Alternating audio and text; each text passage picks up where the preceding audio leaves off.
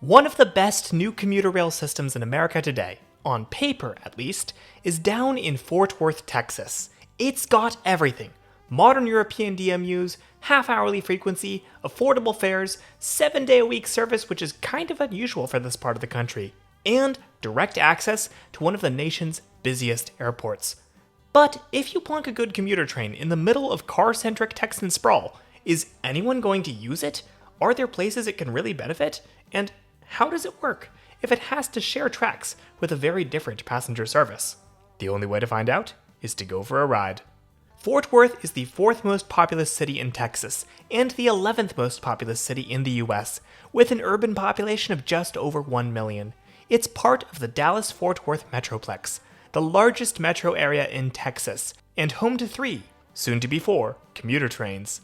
Trinity Metro handles public transportation for the Fort Worth side of the metro area, including TexRail, a 27-mile commuter rail line opened in early 2019. This serves Fort Worth's T&P and Central stations before running northeast to Dallas-Fort Worth Airport, where I've arrived thanks to my Frontier Airlines Go Wild Pass. A Skylink train arrives and I ride it to Terminal B, where I walk down to the TexRail station and buy a day pass for $12. One-way trips on TexRail are just $2, with ticket checks performed randomly by conductors. On the platform we find Spike, one of 8 Stadler Flirt fast, light, innovative regional train, diesel multiple units used on TexRail. Inside are plush seats with tray tables or actual tables, helpful informational displays, and USB plugs at most seats. There's also a bathroom on board. A passageway takes us through the middle of the train, which contains the unit's diesel engine. So, first impressions of TexRail. It is clean, it is elegant, and I am the only person in this section of the car, and I still feel like I need to get my voice down because it's just so hushed and kind of empty in a not altogether unpleasant way. You've got pretty much anything you could ever want on this short train ride. There's a bathroom back there. The only thing it's really missing is space for roller bags. Technically this is the quiet car, but again, I am the only person here. And here we go. This train is due to make the trip to downtown Fort Worth in 55 minutes, at an average speed of 30 miles per hour. Trains run southbound from the airport every half hour from 5:10 a.m. to 7:40 p.m., after which they run about hourly until 12:30 a.m.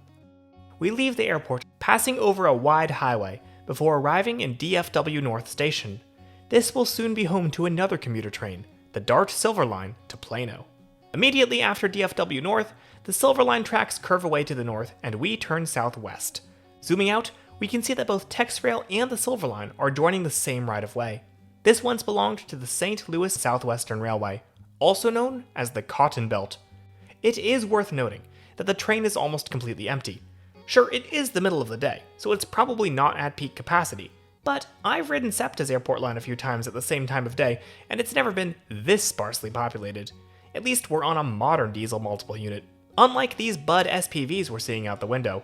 This parade of historic rail equipment means we're entering Grapevine, the 3rd stop on the route to Fort Worth, and a city that played a major part in getting TexRail off the ground. Grapevine's TexRail platform is simple and modern, and since trains are single-tracked ahead, our train waits for the northbound service to arrive before proceeding south.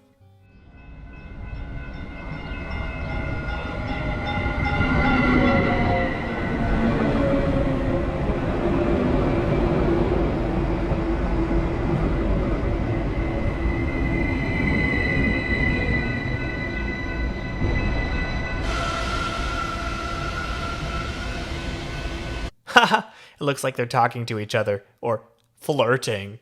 You know, you two should kiss. Okay, I'll get on with the video.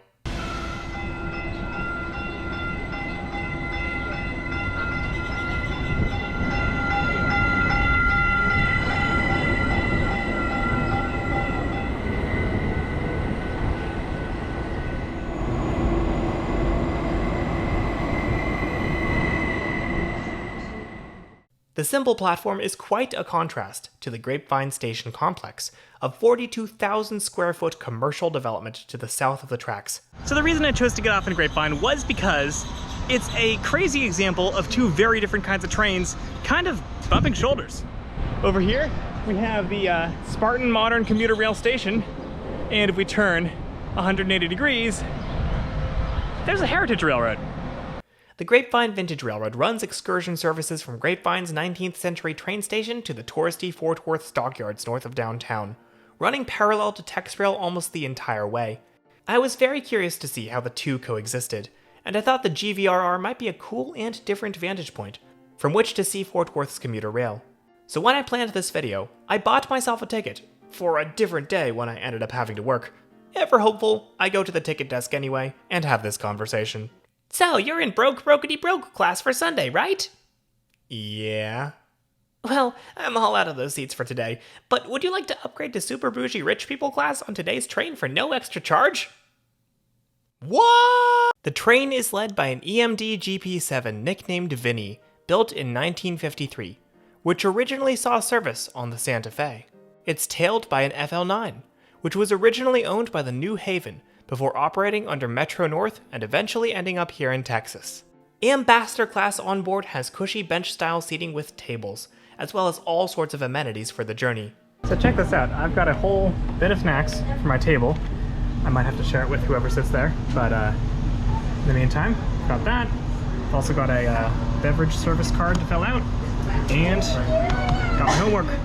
This ticket normally costs around $72. I got it for just $18. Pulling out of Grapevine, we pass some of the GVRR's other equipment, as well as a steam engine and coach on static display. The combined commuter and heritage line takes us under another massive highway, and through a few grade crossings, before coming to a stop at a passing track. While we wait for the next northbound TexRail train, I want to take a minute to thank all of the wonderful Patreon supporters who flew me to Texas. And here's the train. All right, that first train just passed us there. We'll have another one come by in about 8 minutes from the other direction. Once that one comes by, we will follow it on into Fort Worth. So for now, you folks sit back, relax, enjoy your ride with us, and from all of us to all of you, welcome aboard. While we wait for the southbound train, I want to remind you all that channel Patreon supporters get early access to videos and bonus content. And here's the southbound.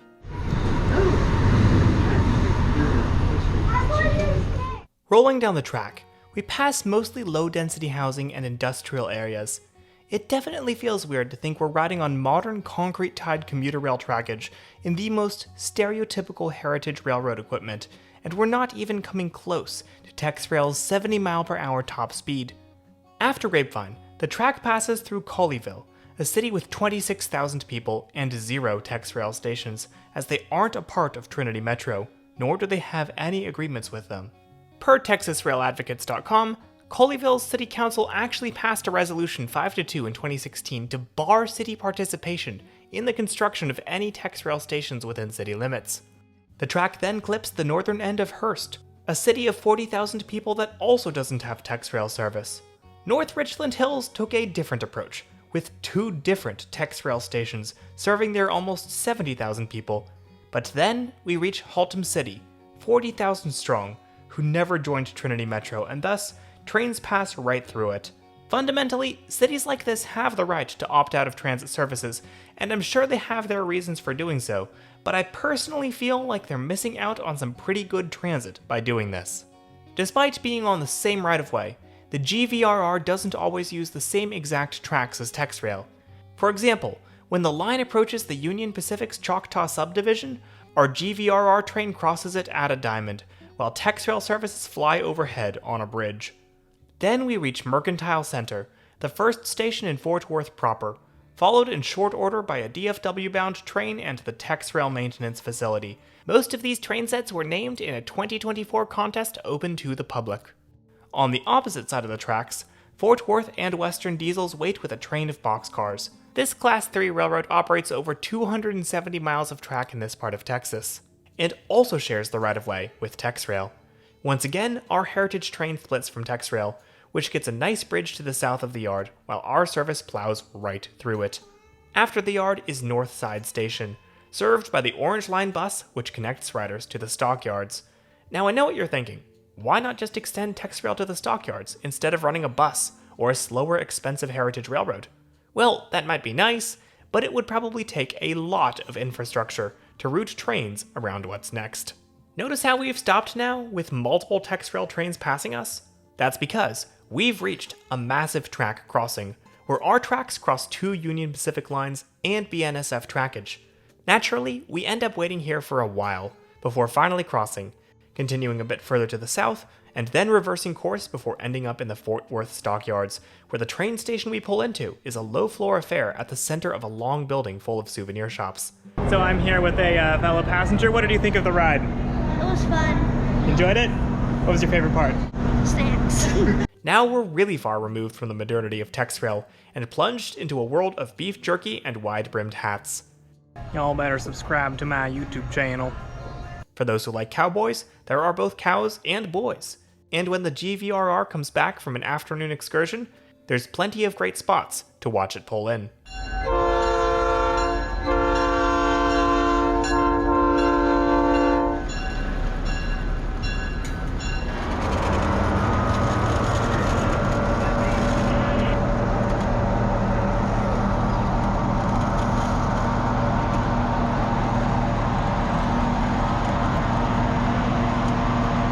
But of course, you clicked on this video to see a flashy modern train, so we're jumping on a Trinity Metro bus that will take us back to Northside Station. After a few minutes, a southbound train arrives, and we make our short journey into Fort Worth Central Station. We pass over the West Fork of the Trinity River on one of several bridges, which carry TexRail, 2 UP subdivisions, the BNSF Fort Worth Division and the Amtrak Heartland Flyer, and Samuels Avenue.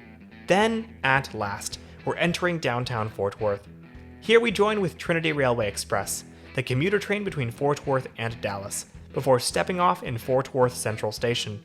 TexRail and TRE trains continue further to TNP Station, opened in 1931 by the Texas and Pacific Railroad to the south of downtown. It's also near the Fort Worth Water Gardens. Trinity Metro hopes to extend service even further to the southwest in the future. Central Station is a comparatively modern entity, opening in 2002. Today, it sees rail service on TexRail, TRE, whose locomotives and bi-levels seem very big and loud next to TexRail's European train sets, and the Amtrak Texas Eagle and Heartland Flyer. It's also a hub for intercity and local buses, one of which is bringing a friend. Well, look who I happened to bump into at Fort Worth Central. Yeah, totally unplanned. We're gonna go ride something for your channel, right? Yeah.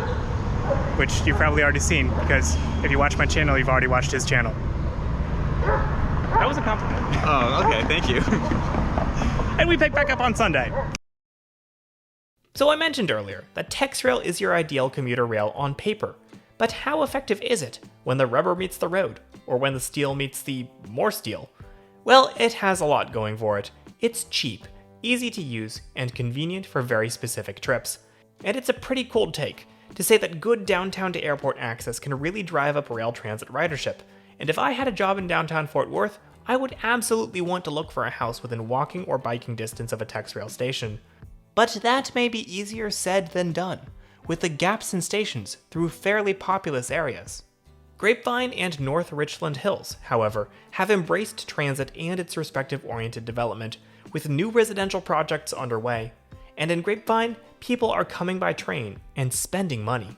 Per Mass Transit magazine, that city saw sales tax at businesses within a 5-minute walk of the station increase by nearly 40% over the train's first 5 years of service. Fundamentally, transit is only as good as the world around it, and the DFW Metroplex presents a more challenging environment for a walkable, transit-oriented lifestyle than, say, Philadelphia, where a lot of the development was built around the trains, which have been there forever.